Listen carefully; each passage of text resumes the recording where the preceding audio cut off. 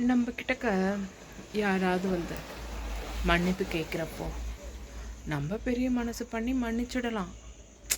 இப்போது நம்ம தம்பியோ, நம்ம அக்காவோ, நம்ம அண்ணனோ, இல்லை அம்மாவோ அப்பாவோ ஏதோ ஒரு வடிவில் நம்மளுக்கு ரொம்ப வேண்டியவங்க, ஏதோ நம்மளுக்கு மனசு வந்து பார்த்திங்கன்னா அவங்களுக்கு மன்னிப்பு கொடுக்கலான்ற ஒரு மனசு இருக்கும் சில சமயங்களில். ஆனால் பிரபஞ்சம் அப்படி கிடையாது. அப்படி அது மன்னிக்காது. நீ செஞ்ச செயல்தான் உன்னை திருப்பி வந்து தாக்கும். நீ நல்லது செஞ்சினா நல்லதாக வரும், கெட்டது செஞ்சினா கெட்டதாக வரும். ஒரு சிலர் சொல்லுவாங்க, அது வந்து ஒரு சக்கரம் மாதிரி. இப்போது நம்ம வந்து ஒருத்தருக்கு உதவி பண்ணுறோம், ஏதோ நம்மளால் முடிஞ்சதை கொடுக்குறோம் இல்லைங்களா? ஒருத்தருக்கு கொடுக்குறோம். நம்ம எதுக்கு செய்கிறோம்? நம்ம மனம் நிம்மதிக்காக செய்கிறோம். ஒரு கோயிலுக்கு போகிறோம், நம்மளால் முடிஞ்சதை செய்யணும்னு நினைப்போம்.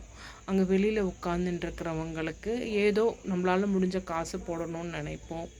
அந்த மாதிரி நம்ம செய்யணுன்ற அந்த மனசு இருக்கும்.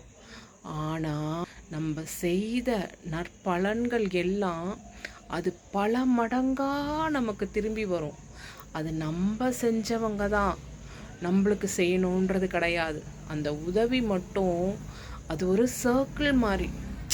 நம்ம இன்னொருத்தருக்கு செய்வோம், ஆனால் நம்மளுக்கு தேவையான நேரத்துக்கு அது பல மடங்காக நம்மளுக்கு திரும்பி வரும்.